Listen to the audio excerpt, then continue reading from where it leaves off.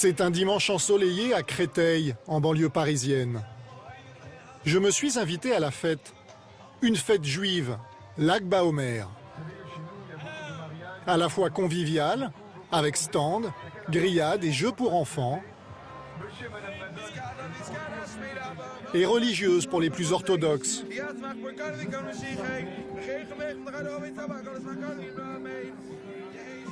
Une ambiance bon enfant, mais sous haute surveillance policière. Les quarts de CRS rappellent que quelques mois après l'attentat de l'Hyper Cacher, la communauté juive est toujours une cible potentielle. L'antisémitisme ici, personne n'aime en parler, mais tout le monde y pense. Chacun a sa petite anecdote, des injures aux agressions physiques que certains acceptent de raconter seulement sous couvert d'anonymat. Je me suis fait agresser à Gagny en espace de 6 mois, 4 fois, avec des propos très antisémites. Qu'est-ce qu'ils vous ont dit par exemple? Alors, dans une des agressions, ils m'ont dit carrément mort aux juifs, donc ça c'est clairement. J'ai un petit frère qui s'est fait frapper aussi. Ouais. Il s'est fait frapper alors qu'il était dans un parc public tout simplement. Les frappés, on l'a fait allusion au fait qu'il était juif? Ah bah bien évidemment parce qu'il était avec une kippa sur la tête.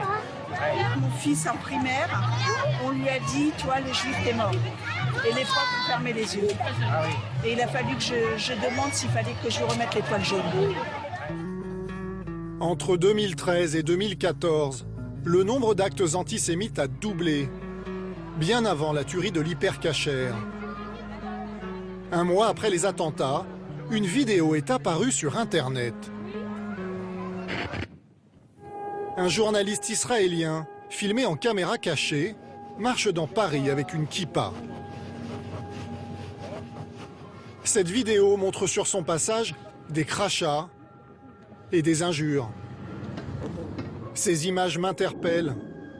Les agressions, les insultes sont-elles devenues monnaie courante? Est-ce la réalité que vivent les Juifs de France? J'ai voulu savoir. Alors j'ai mis une kippa et j'ai marché dans les rues et les cités. Et voici ce que j'ai vu.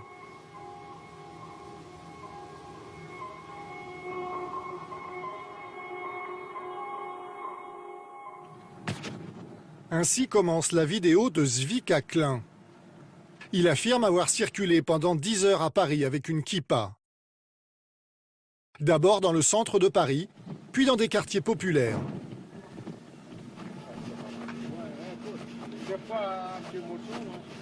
Sur ces images, le journaliste se fait interpeller.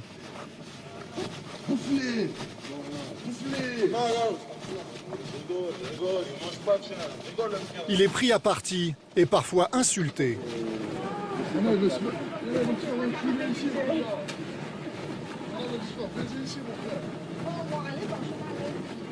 Le son n'est pas toujours audible.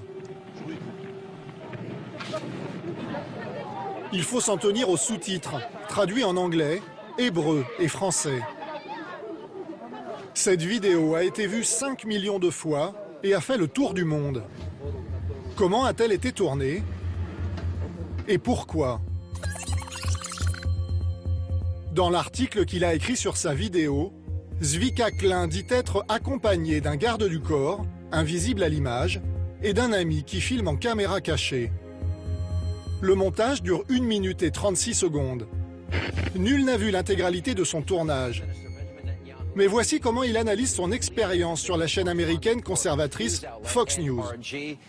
Le Premier ministre israélien Benjamin Netanyahou presse les Juifs d'Europe de partir et d'émigrer en Israël. Et pour une bonne raison, l'antisémitisme augmente. Avez-vous craint pour votre vie? Pensez-vous plus sage pour les Juifs d'Europe de partir? Oui, j'ai eu peur. Peur pour ma vie. J'étais une cible avec ma kippa. Ce dont nous parlons, c'est de l'antisémitisme des musulmans, qui ne reconnaissent pas le droit aux juifs d'exister et qui commettent des actes violents. Des propos condamnables par la loi française. Dans l'article qui accompagne la vidéo, Zvika Klein va plus loin. Dans le Paris d'aujourd'hui, certains quartiers sont interdits aux juifs.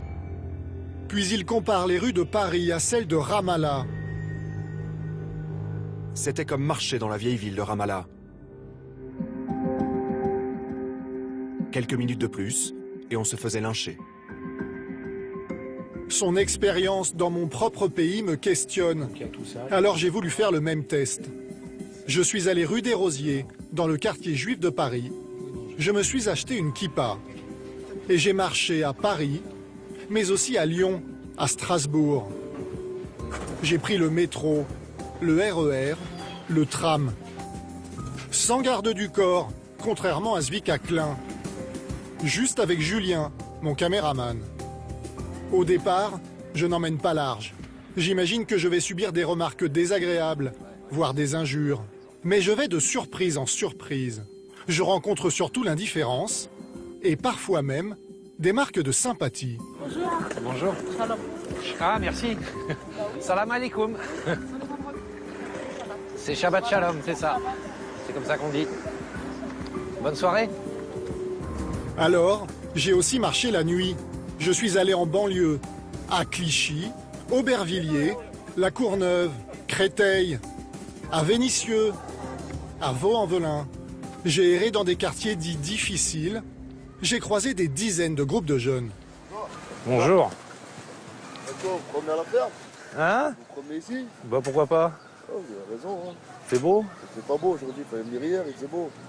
Ah, j'étais pas là. Bonjour. Bonjour. Oh, vous êtes donné avec la kippa normale. Hein. Bah, c'est la pourquoi première pas. fois qu'on voit ça là ici. Ah bon, vous avez jamais vu ça? C'est la première fois. Ouais.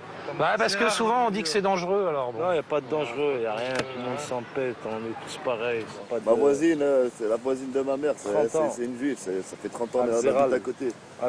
Et pourtant on entend souvent parler de juifs qui se font agresser dans les banlieues. C'est des putes, c'est des menteurs ça. Non, moi non, c'est pour ça. Les journalistes, c'est pour donner une mauvaise image de la religion musulmane et des jeunes de quartier. C'est n'importe quoi, vous voulez boire quelque chose? Non, merci, c'est gentil, on va... Du thé. Non, c'est gentil. Merci, hein. Au revoir. Des scènes comme ça, j'en ai accumulé des dizaines. Dans le quartier de Barbès à Paris, un groupe de jeunes tente même de me rassurer en me disant qu'ici je ne risque rien. Chacun sa religion, chacun fait ce qu'il a envie. Non, parce que chacun dépend de la religion. Bah non, parce que c'est pas vous, hein. C'est pas vous personnellement. Attends, on vous fait une photo. Là, que là, il faut le prendre aussi. Ouais, faudra la foutre sur Facebook. Tous les réseaux sociaux. Bienvenue les mecs. Ouais, merci. Allez, merci, ça fait plaisir. Salut. Au total, j'ai marché plus de 120 km et enregistré près de 60 heures d'images. En 12 jours avec une kippa, je n'ai subi ni violence, ni injures. L'antisémitisme existe, tous les chiffres le disent. Mais comment une telle différence avec la vidéo de Zvika Klein est-elle possible? Qui est donc ce journaliste? Je décide d'aller en Israël, à Jérusalem, rencontrer Zvika Klein pour lui raconter mon expérience.